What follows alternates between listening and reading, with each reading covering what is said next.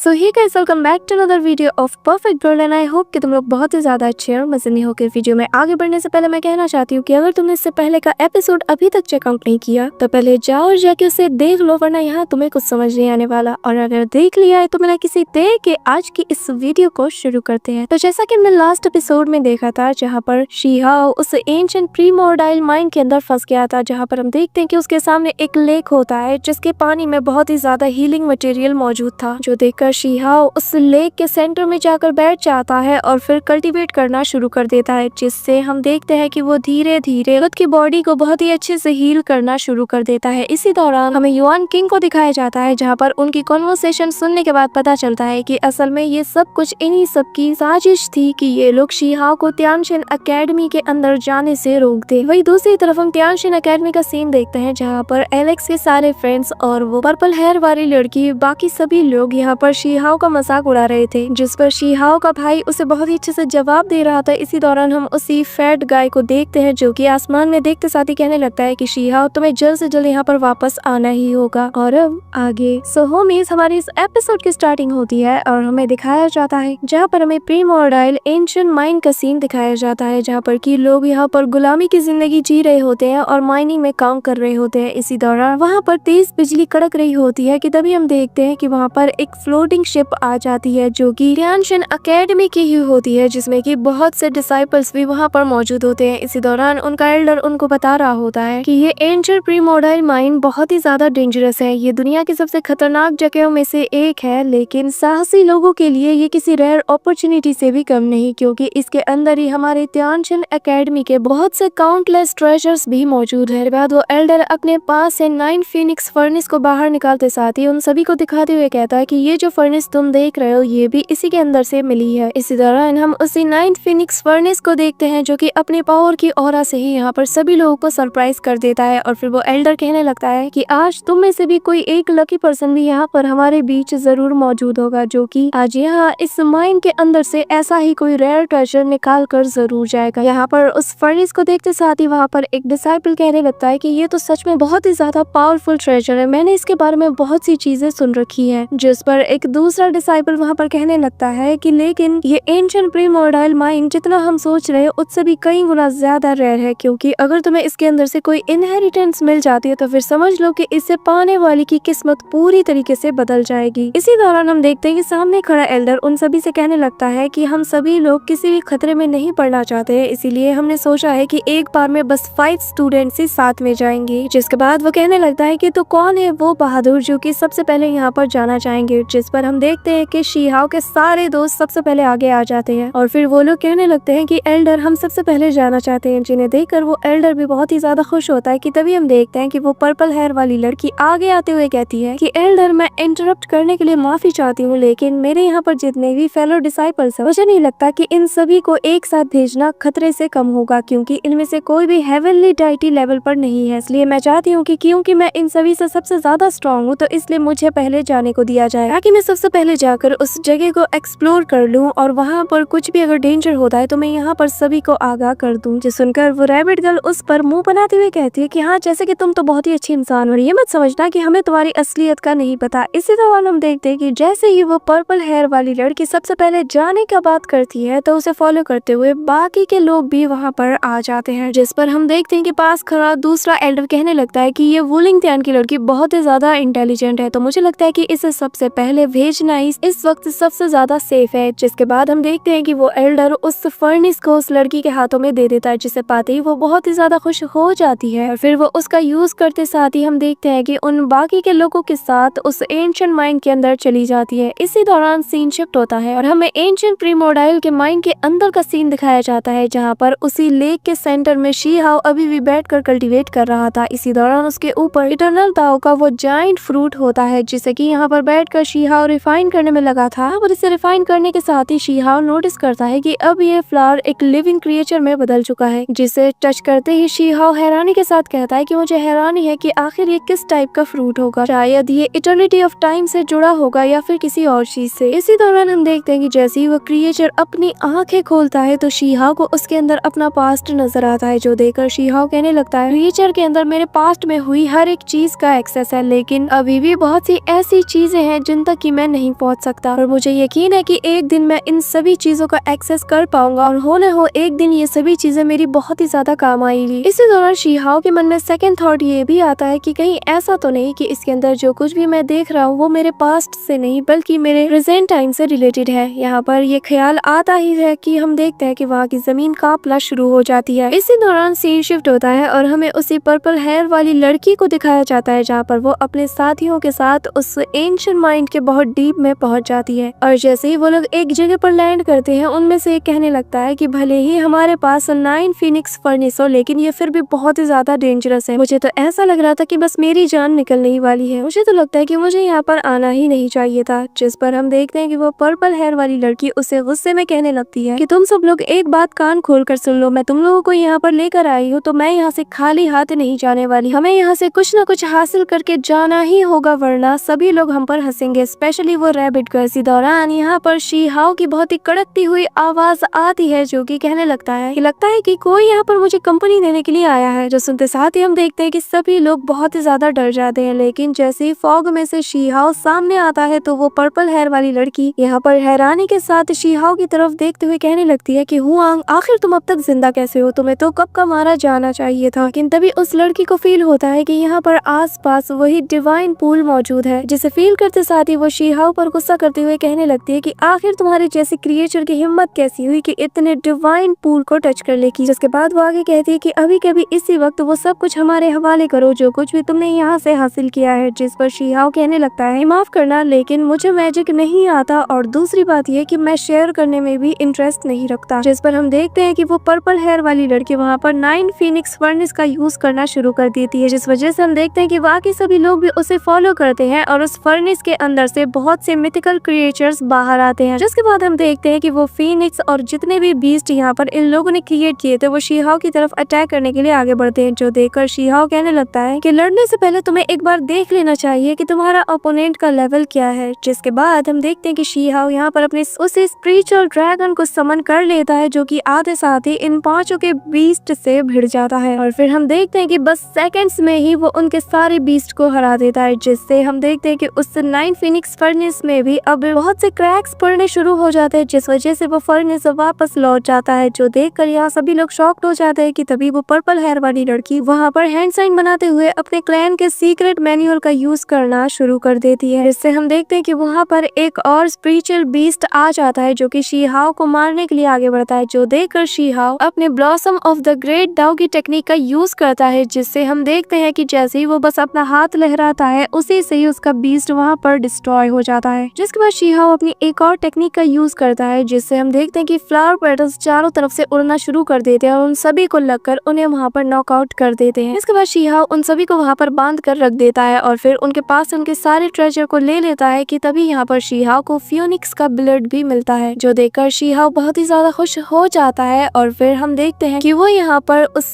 Purple hair वाली लड़की के पास जाकर उसके फोरहेड पर हाथ रखते हुए कहता है कि चलो देखते हैं कि आखिर युआन किंग मेरे पीछे इतने हाथ धोकर क्यों पड़ा हुआ है। इसी दौरान शीहाओ उसकी मेमोरी में देखने लगता है कि यहाँ पर एक बंदा होता है जो कि ध्यानशन एकेडमी के बहुत से डिसाइपल्स के सामने खड़ा होता है, जहाँ पर कि वो शीहाओ को ऐसे ट्रैप में फंसाने की साजिश रच रहा होता है। जिसे देखते साथ ही शीहाओ अपने मन में कहता है कि मैं नहीं जानता कि आखिर ये बंदा कौन है और मैंने इसे कब ऑफेंड किया कि जिस वजह से ये मेरे पीछे ऐसे हाथ धोकर पड़ गया है। इसी दौरान सीन शिफ्ट होता है और हमें दिखाया जाता है कि वो फर्नेस बाहर यहाँ पर एल्डर के पास आ जाता है, जिन्हें की देखते साथ ही एल्डर समझ जाते हैं कि अभी जो स्क्वाड गया था उनकी जान खतरे में है। लेकिन जैसे ही वो लाइफ सोर्स वाली एनर्जी की तरफ देखते हैं तो वो कहने लगते हैं कि इससे पता चलता है कि वो लोग अभी सब के सब जिंदा है, लेकिन उनके साथ यहाँ पर शायद कुछ ना कुछ बहुत ही बुरा हुआ है। जिस पर हम देखते हैं कि वो सेकंड स्क्वाड को भी वहाँ पर भेज देता है। जिसके बाद हम देखते हैं कि जैसे ही सेकंड स्क्वाड वहाँ पर उनके पास पहुँचता है तो वो सभी को वहाँ पर बंधा हुआ पाते हैं और उनमें से एक वहाँ पर आते साथ ही कहने लगता है कि आखिर किसकी इतनी ज्यादा हिम्मत हुई कि वो ध्यानशिंग एकेडमी के डिसाइपल्स को ऐसे यहाँ पर ट्रीट करे। जिस पर हम देखते हैं कि शीहाओ उस पूल के अंदर बैठकर आराम कर रहा होता है और फिर वो कहने लगता है कि माफ करना लेकिन मैं अभी बात करने के मूड में नहीं हूँ। यहाँ पर शीहाओ का ये एटीट्यूड सुनने के बाद ही हम देखते हैं कि वो बंदा कहने लगता है कि तुम्हारी हिम्मत की दाद देनी पड़ेगी, तुम तो अभी तक गॉड रियलम तक पहुँचे भी नहीं, लेकिन तुम्हारी टोन बता रही है कि तुम एक ऑर्डिनरी पर्सन तो हो ही नहीं सकते। जो कहते साथ ही ये लोग भी यहाँ पर उसी 9 फीनिक्स फर्नेस का यूज करते हैं, जिन्हें की शीहाओ बस एक लुक से ही पूरी तरीके से नॉकआउट नॉकआउट कर देता है और फिर उनका भी सेम अंजाम होता है। जिसके बाद हम देखते हैं कि शीहाओ दोबारा से उनमें से एक की मेमोरी को चेक करना शुरू कर देता है, जहाँ पर वो उसी मिस्टीरियस पर्सन के बारे में इंफॉर्मेशन निकाल रहा होता है। लेकिन यहाँ पर शीहाओ को ज्यादा कुछ मालूम नहीं पड़ता। इसी दौरान हम देखते हैं कि शीहाओ उन सभी से कहने लगता है कि मैं नहीं चाहता है कि मैंने जो कुछ भी अभी तुम लोगों के साथ किया है इसके बारे में किसी को पता चले, इसीलिए मैं तुम सबकी मेमोरी मिटाने के बारे में सोच रहा हूँ। जिस पर वो लोग कहते हैं कि अगर तुमने ऐसा किया तो हम लोग खुद को ही सेल्फ डिस्ट्रक्ट कर लेंगे। जिस पर शीहाओ उन्हें चढ़ाते हुए कहने लगता है कि ठीक है फिर कर लो, मुझे क्या, और 1 मिनट मैं तुम्हारे इस काम में हेल्प कर सकता हूँ। ये कहते साथ ही वो उन पर अटैक करने का नाटक करता है। इसी तरफ सीन शिफ्ट होता है और हमें उन्हीं 2 एल्डर्स को दिखाया जाता है, जहाँ पर उन्हें ये खबर भी मिल जाती है कि अब जो दूसरा ग्रुप गया था वो भी डेंजर में है। जो देखकर वो फैट गाय उन एल्डर से रिक्वेस्ट करने लगता है कि एल्डर्स, मैं आप सभी से रिक्वेस्ट करना चाहता हूँ कि प्लीज हमें जाने दीजिए ताकि हम वहाँ जाकर बाकी के स्टूडेंट्स का भी पता लगा पाए। जिस पर वो एल्डर कहने लगता है कि अभी थोड़ा इंतजार करो, क्योंकि हम ऑलरेडी कुछ स्टूडेंट्स को भेज चुके हैं जिनका अभी तक हमें कोई पता नहीं चला है। इसी दौरान हम देखते हैं कि वहाँ पर से वो फर्नेस बाहर आ ही रहा होता है कि तभी उन्हें बहुत से रेड क्लाउड्स रोक लेते हैं। जो देखकर वो डिसाइपल्स कहता है कि लगता है कि यहाँ पर कोई बहुत बड़ा ट्रेजर है जो कि इस वक्त बाहर आने वाला है। जो देखते साथ ही वो एल्डर उन क्लाउड्स पर अटैक करके उस 9 फिनिक्स फर्नेस को वहाँ से आजाद कर देता है। इसी के साथ हम देखते हैं कि चारों तरफ बिजलियां कड़कना शुरू हो जाती हैं। इसी दौरान हमें पैलेस ऑफ इटर्नल लाइट का सीन दिखाया जाता है, जहाँ पर तेजी से बिजलियां कड़क रही थी। साथ ही हम देखते हैं कि अब उस फर्नेस ने एल्डर के ऑर्डर पर वहाँ मौजूद स्टूडेंट्स को अपने अंदर भर कर ले आती है, जहाँ पर सारे स्टूडेंट्स की ऐसी हालत देखकर वो सभी लोग हैरानी के साथ कहते हैं कि आखिर किसमें इतनी हिम्मत जिन्होंने इनके साथ ऐसा किया। और तभी वहाँ का मौसम खराब होने लगता है। जो देखकर वो एल्डर कहने लगते हैं कि हमें इसी वक्त एकेडमी वापस जाना होगा, यहाँ की सिचुएशन बिल्कुल भी ठीक नहीं लग रही। वहीं दूसरी तरफ हम देखते हैं कि शीहाओ यहाँ पर वहाँ की सारी एनर्जीज को अब्सॉर्ब कर रहा होता है। इसी दौरान हम देखते हैं कि उसका वो जो थंडर एम्परर का आर्मर था उसने यहाँ पर रिफाइन होने के बाद निर्वाणा एलिक्सर ऑफ इमोर्टैलिटी को भी हासिल कर लिया था। इसी दौरान जैसे ही यहाँ पर शीहाओ ऊपर की तरफ देखता है तो उसे और भी पावरफुल एनर्जी का यहाँ पर पता चलता है और फिर उसे तभी अपने उसी मास्टर की कही हुई बात याद आ जाती है, जिस पर वो कहने लगता है कि आखिर इतनी पावरफुल चीज यहाँ पर कैसे हो सकती है। और फिर वो उस जगह को फॉलो करते हुए बहुत ही दूर तक निकल जाता है। इसी के साथ हमें दिखाया जाता है शीहाओ अब 6th path of reincarnation divine area में आ चुका है, जिसके अंदर जाने की जैसे ही शीहाओ कोशिश करता है तो उसे बहुत ही इंटेंस अमाउंट का प्रेशर फील होता है। और फिर वो अपने मन में कहता है कि अगर मेरे पास ये थंडर एम्परर का आर्मर नहीं होता तो मुझे यकीन है कि मेरी हालत बहुत ही ज्यादा खराब हो जाती। इसी दौरान हम देखते हैं कि जैसे तैसे शीहाओ जैसे ही अंदर एंटर करता है उसे है बहुत ही ज्यादा मिस्टीरियस स्टैचूज दिखाए जाते हैं, जिन्हें देखते साथ ही शीहाओ कहने लगता है कि ये लोग किसी एंशिएंट टाइम से बिलोंग करते होंगे, या फिर ये हो सकता है कि शायद ये 6 के 6 असल में कोई एम्परर हो। इसी दौरान हम देखते हैं कि शीहाओ जैसे ही अपने नॉर्मल लुक में आ जाता है तो तभी उसके पास से वो जो फ्रेगमेंट था वो बाहर आ जाता है और फिर वो ग्लो करने लगता है और यहाँ पर जितने भी स्टैचूज थे उनकी एनर्जी भी उस फ्रेगमेंट के अंदर जाने लगती है। जिसके बाद शीहाओ खुद को किसी अलग ही डायमेंशन में पाता है, जहाँ पर उन्हीं 6 एम्परर्स की कुछ टेक्निक्स उसके सामने होती है, जिसके बाद वो सारी टेक्निक्स उसके बॉडी में इंसर्ट होना शुरू कर देती है। और फिर हम देखते हैं कि शीहाओ वहाँ पर बैठकर उन टेक्निक्स को समझना शुरू कर देता है, जिसमें कि उसे बहुत ही ज्यादा पावर तो फील होता है, लेकिन नेक्स्ट सीन में उसे इंटेंस अमाउंट में पेन होना शुरू हो जाता है। और फिर हम देखते हैं कि जैसे ही वो अपनी आंखें खोलता है उसके मुंह से खून निकलना शुरू हो जाता है, जिसके बाद शीहाओ कहने लगता है कि बिना स्क्रिप्चर के इनके टेक्निक्स को सीखना बहुत ही ज्यादा खतरनाक है। जिसके बाद शीहाओ उन स्टैचूज को देखते हुए कहने लगता है कि जरा इन्हें देखो, ये अपने जमाने में बहुत ही पावरफुल बीइंग्स हुआ करते थे, लेकिन मौत किसी को भी नहीं छोड़ती। इसी दौरान एक स्टैचू में से हम देखते हैं कि एक स्क्रप्चर टाइप का बाहर आता है, जिसे देखते साथ ही शीहाओ कहने लगता है आखिर ये क्या चीज है। और फिर जैसे ही शीहाओ उसे रीड करता है तो वो समझ जाता है कि ये तो असल में उसके एंसेस्टर्स हैं। जिसके बाद हम देखते हैं कि शीहाओ अपने उसी एंसेस्टर के लॉस्ट मेमोरी में पहुंच जाता है, जहाँ पर शीहाओ एक ऐसे एंशिएंट सिटी में पहुंच जाता है जहाँ पर वो उन 6 के 6 बड़े बड़े जायंट स्टैचूज को पाता है। साथ ही वो ये भी देखता है कि वो पूरी जगह डिस्ट्रॉय होने वाली थी। तभी वहाँ पर एक वॉइस आती है जो कि बताती है कि हमारी ये इंपीरियल सिटी को कोई भी डिस्ट्रॉय नहीं कर सकता, इसलिए बेहतर होगा कि तुम यहाँ से चले जाओ और तुम्हें इसकी फिक्र करने की कोई जरूरत नहीं। इसी दौरान हम शीहाओ को प्रेजेंट टाइम में देखते हैं, जहाँ पर शीहाओ रिस्पेक्टफुली उन सभी से पूछने लगता है कि लेकिन मुझे जवाब चाहिए कि आखिर किसने ऐसा किया था। जिस पर हम देखते हैं कि एक पावरफुल फोर्स उसे पीछे की तरफ धकेल देता है, जिससे हिट होते ही शीहाओ कहने लगता है कि मैं यहाँ पर इतनी दूर तक आया हूँ और मुझे हर हाल में 6 पैथ ऑफ रीइंकार्नेशन को हासिल करना ही होगा। जिसके बाद वो उन सभी स्टैचू से रिक्वेस्ट करने लगता है, लेकिन हम देखते हैं कि अचानक से वहाँ पर बहुत से गोल्डन स्क्रिप्चर्स अपीयर हो जाते हैं, जिनमें में से एक की शीहाओ के फोरहेड पर भी हमें नजर आता है और फिर वो सारे स्क्रिप्चर एक के बाद एक उसी चार्ट ऑफ फ्रेगमेंट में अब्सॉर्ब हो जाते हैं। इसी दौरान हम देखते हैं कि अचानक से शीहाओ रियलाइज करता है कि ये लोग उसकी हेल्प नहीं करेंगे, जिसके बाद हम देखते हैं कि शीहाओ वहाँ पर अपनी स्किल्स को एक्टिवेट करते हुए कहने लगता है कि मैं देखना चाहता हूँ कि आखिर हेवनली स्किल्स इतने ज्यादा सीक्रेट्स को अपने अंदर होल्ड किए हुए हैं और क्यों हर चीज मेरी विशेस के अगेंस्ट जा रही है। ये कहते साथ ही हम देखते हैं कि जैसे ही वो अपने स्किल्स का यूज करता है, हम देखते हैं कि यहाँ पर फिर शीहाओ एक के बाद एक अपने सारे स्क्रोल्स को ओपन करना शुरू कर देता है और वो अपने हर एक स्क्रोल को बहुत ही डीपली समझने की कोशिश करता है। इसी दौरान शीहाओ अपने मन में भी कहता है कि मैं हर एक चीज को बहुत ही डीपली समझना चाहता हूँ, क्योंकि मैं नहीं चाहता कि मुझसे कोई भी मिस्टेक हो जाए। इसी दौरान शीहाओ उन सारे स्क्रोल्स को समझते हुए अपने बिल्कुल पास्ट में पहुंच जाता है, जहाँ पर वो खुद को एक छोटा बच्चा पाता है और फिर वो कहने लगता है कि मैं समझ रहा हूँ कि रीइंकार्नेशन लाइफ एक साइकिल की तरह है जो बस रिपीट होती रहती है, और जो रीइंकार्नेशन लाइफ होती है वो बस एक सिंपल सी बस रीइंकार्नेशन नहीं होती है, बल्कि उसका मतलब तो इससे भी ज्यादा है। इसी के साथ हम देखते हैं कि शीहाओ का वो जो फ्रेगमेंट था वो अब पूरी तरीके से कंप्लीट हो जाता है और वहाँ की सारी नॉलेज और एनर्जी उसकी बॉडी में ट्रांसफर होना शुरू कर देती है, जिसके बाद शीहाओ उस फ्रेगमेंट को अपने हाथ में लेते हुए कहने लगता है कि फाइनली मैंने इस गोंग्स इनिशियल पोस्चर को कंप्लीट कर लिया। जिसके बाद शीहाओ वहाँ मौजूद सभी का शुक्रिया अदा करके कहने लगता है कि अब वक्त आ चुका है कि मैं यहाँ से बाहर निकल जाऊँ, और फिर शीहाओ बाहर आ जाता है और फिर कहने लगता है जब तक उस मास्टरमाइंड का जो कि मुझे ध्यानचंद एकेडमी से दूर रखना चाहता है उसकी ट्रू आइडेंटिटी रिवील नहीं हो जाती, तब तक मुझे भी अपनी आइडेंटिटी को हाइड करके रखना होगा। इसी दौरान उसके सामने एक जायंट सी स्लेव शिप होती है, जिस पर शीहाओ सवार होते साथ कहने लगता है कि मुझे पता लगाना होगा कि आखिर यहाँ पे चल क्या रहा है और आखिर वांग फैमिली करना क्या चाहती है। इसी दौरान सीन शिफ्ट होता है और हमें ध्यानचंद एकेडमी का सीन दिखाया जाता है, जहाँ पर शीहाओ भी बाकियों के साथ पहुंच जाता है और वो कहने लगता है कि मैं कुछ मंथ्स बाकियों से पीछे हूँ, इसलिए मुझे जल्द से जल्द मेहनत करके उनकी बराबरी करनी होगी। इसी दौरान वहाँ पर एक लड़की होती है जो कि कहने लगती है कि लगता है कि यहाँ पर कुछ जीनियस बहुत ही ज्यादा लेट आए हैं, कि तभी हम देखते हैं कि वहाँ पर एक और बंदा आ जाता है, कहने लगता है कि मैं एक कोर डिसाइपल हूँ और मुझे एक वॉर सर्वेंट बनना है, तो बताओ मैं इस एकेडमी के अंदर एंटर कैसे करूँ। इसी दौरान हमें उस लड़की का बताया जाता है जो कि असल में क्वांगलैंग एंशिएंट किंगडम की प्रिंसेस होती है। इसी दौरान वहाँ पर हवा में एक बंदा आ जाता है जिसका नाम की लुओ ताओ होता है, जो कि ध्यानचंद एकेडमी का सबसे स्ट्रॉन्गेस्ट वॉर गॉड है। इसी दौरान वहाँ पर एक और लड़की और एक लड़का आ जाता है जिसका नाम की फेंग शियांगतियान है, जो कि वाइंड क्लैन का एक जीनियस और बहुत ही ज्यादा टैलेंटेड है। यहाँ पर ये तीनों भी अपने अपने वॉर सर्वेंट्स को चुनने के लिए आए थे, कि तभी हम देखते हैं कि जैसे ही शीहाओ की नजर फेंग शियांगतियान पर जाती है, वो उसे देखते ही कहने लगता है कि अच्छा तो ये वो है जो कि वाइंड क्लैन से बिलोंग करता है और मुझे 10 सालों के लिए ट्रैप करके रखना चाहता था। यहाँ पर हम देखते हैं कि वो वॉर गॉड सबसे पहले अपना एक सर्वेंट को चुन लेता है जो कि वही लड़की होती है। इसी दौरान वहाँ पर जो दूसरी लेडी होती है वो यहाँ पर कहने लगती है कि लेकिन मुझे तो एक एंशिएंट बीस्ट चाहिए, जो सुनकर वहाँ मौजूद एक डिसाइपल एक एंशिएंट बीस्ट में ट्रांसफॉर्म हो जाता है और फिर वो लड़की उसे भी चुन लेती है। इसी दौरान हम देखते हैं कि वहाँ पर एक और लड़की आ जाती है जो कि बहुत ही ज्यादा खूबसूरत होती है और जिसे देखते साथ ही सभी लोग हैरानी के साथ कहते हैं कि देखो सारा ये तो मिस वैंगशी है जो कि बहुत ही ज्यादा खूबसूरत है। यहाँ पर हम देखते हैं कि शीहाओ भी मिस वैंगशी को बहुत ही क्लोजली ऑब्जर्व कर रहा था और पास खड़े लोग बस उसकी खूबसूरती की चर्चा कर रहे होते हैं कि मैं तो इसका जिंदगी भर सर्वेंट बनने के लिए रेडी हूँ, मुझे कोई भी रिग्रेट्स नहीं होगा। यहाँ पर मिस वैंगशी की इतनी ज्यादा तारीफ सुनकर हम देखते हैं कि वो व्हाइट ड्रेस वाली लड़की बहुत ही ज्यादा जेलस फील करने लगती है। इसी दौरान हम देखते हैं कि वहाँ पर सभी लोग खड़े होते हैं और अभी भी अपने सर्वेंट को चुनने के लिए वहाँ पर सारे कैंडिडेट्स को देख रही थी, लेकिन इसी दौरान हम देखते हैं कि मिस वैंगशी अपना हाथ बहुत ही सीरियस लुक के साथ उठाती है और शीहाओ की तरफ पॉइंट करती है, जिसके देखकर सभी लोग हैरान हो जाते हैं इंक्लूडिंग शीहाओ। जिसके बाद मिस वैंगशी शीहाओ से कहने लगती है कि